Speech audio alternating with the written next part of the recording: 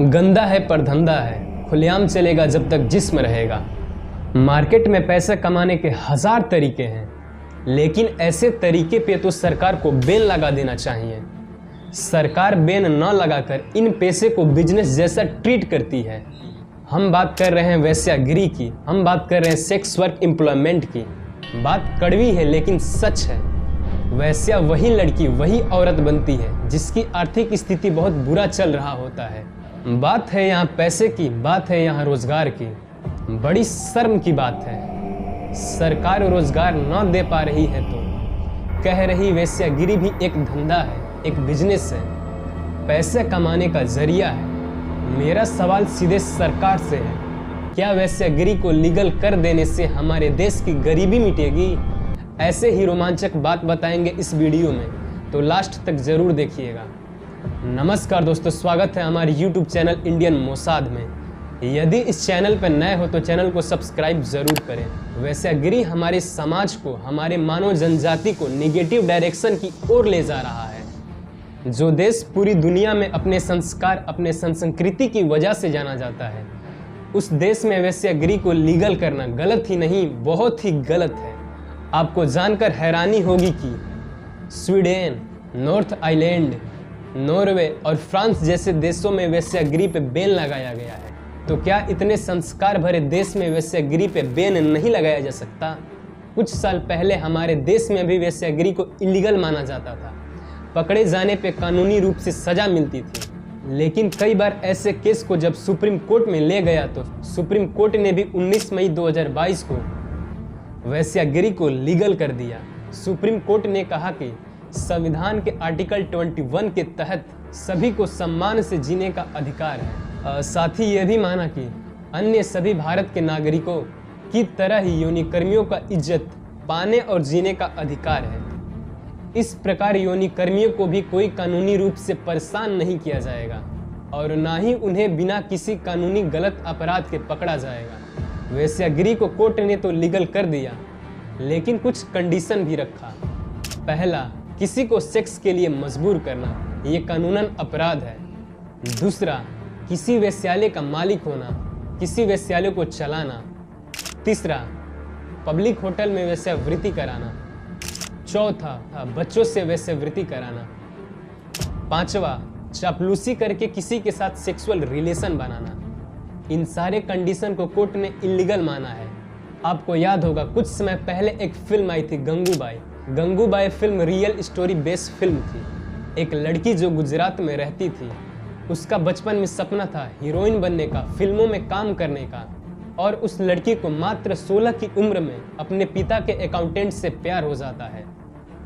फिर दोनों भागकर शादी कर लेते हैं। शादी करने के बाद दोनों मुंबई आ जाते हैं। गंगू ने जिससे शादी किया था उसने धोखा दिया और सिर्फ 500 रुपए में मुंबई के कमाठीपुरा रेड लाइट एरिया में बेच दिया। रेड लाइट एरिया उस जगह को कहा जाता है जहां संगठित रूप से कोठों पर वेश्यावृत्ति होती है, और मुंबई का कमाठीपुरा एशिया का सबसे पुराना रेड लाइट एरिया माना जाता है।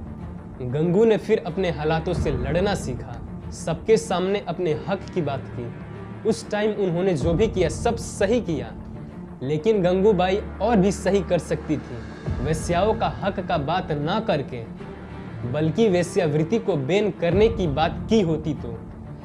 एक रिपोर्ट के मुताबिक यौनिकर्मियों की संख्या तेजी से बढ़ते जा रही है। 1997 में यौनिकर्मियों की संख्या 20 लाख थी और 2003 से 4 तक आते आते यौनिकर्मियों की संख्या 30 लाख हो गई। धीरे धीरे 2024 तक आते आते यौनिकर्मियों की संख्या लगभग 20 करोड़ हो चुका है। महिला और बाल विकास विभाग द्वारा तैयार एक रिपोर्ट में पता चला है कि देश की 90% यौनिकर्मियों की उम्र 15 से 35 के बीच है। वैसे देखा जाए तो भारत हर एक चीज में रिकॉर्ड बना रहा है और वेश्यावृत्ति के धंधों में भी रिकॉर्ड बनाया है। दुनिया में अपने नाम दूसरे नंबर पे लाया है। अगर वेश्यावृत्ति को बैन ना किया गया तो पहला नंबर भी कहीं दूर नहीं है।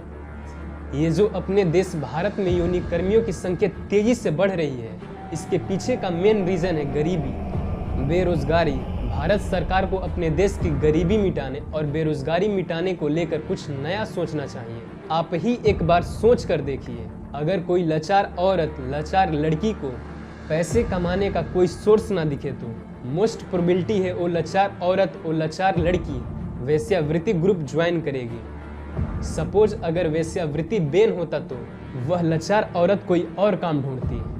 सरकार ने भी ये बड़े निर्लज्जपन से कह दिया है, वेश्यावृत्ति एक धंधा है, पैसे कमाने का जरिया है।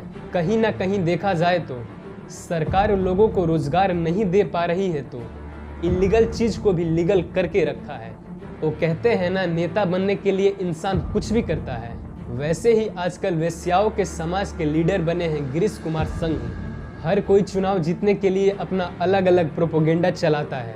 इन्होंने चुना है वेश्याओं समाज का साथ। देश में तकरीबन 20 करोड़ की आबादी वाला वेश्या समाज राजनीति में किसी को जीरो से हीरो बनाने की क्षमता रखता है। हालांकि इन्होंने भी वेश्याओं समाज के लिए पार्लियामेंट में कई बार अपनी बात रखे हैं। सत्ता के लिए भारत में राजनेता कुछ भी करने के लिए तैयार होते हैं। अगर गिरीश कुमार जी इनकी हक की बात ना करके वेश्यावृत्ति को बैन करने की बात करते तो न जाने कितने मासूम औरत, न जाने कितने मासूम लड़की की इज्जत बच जाती। ऐसा नहीं है कि वेश्याओं से हमारे समाज के लिए सिर्फ डिसएडवांटेज है, इसका मात्र एक फायदा है, इनके वजह से रेप कांड होने के कम चांस होते हैं। आपके जानकारी के लिए बता दूं कि आईपीसी के धारा 376 के तहत अगर कोई दोषकर्मी का दोष पकड़ा गया तो उसे 7 साल से लेकर आजीवन कारावास की सजा हो सकती है, साथ ही जुर्माना भी लगता है। अगर कोई लड़की नाबालिग है तो उसके सहमति से बनाए संबंध को भी रेप केस ही माना जाता है। 2012 के पाक्सो यानी protection of children from sexual offence act में 18 साल से कम उम्र के लोगों को बच्चा ही माना गया है। वेश्यावृत्ति को बैन करने को लेकर हमारा ओपिनियन यह है कि वेश्यावृत्ति को भारत में बैन कर देना चाहिए। भारत की संस्कृति बनाए रखने के लिए, समाज विकास के लिए, भारत की सुंदरता बनाए रखने के लिए बैन जरूर कर देना चाहिए। वेश्याओं को भी ये बात समझना चाहिए, पैसे कमाने के 1000 तरीके हैं, लेकिन बस ये तरीका बहुत ही गलत है। भले ही गवर्नमेंट ने लीगल कर दिया है। वेश्याओं से मेरा सवाल है, क्या आप इस काम से अपनी गरीबी को खत्म कर लेंगी? समाज में इज्जत पाने का तो हक है, फिर भी समाज में आपको क्या इज्जत मिलता है? आप अपने हक के लिए लड़िए, सरकार के सामने रोजगार के लिए अपनी आवाज़ बुलंद कीजिए। ऐसे ही वीडियो देखने के लिए चैनल को सब्सक्राइब जरूर करें। Thanks for watching this video.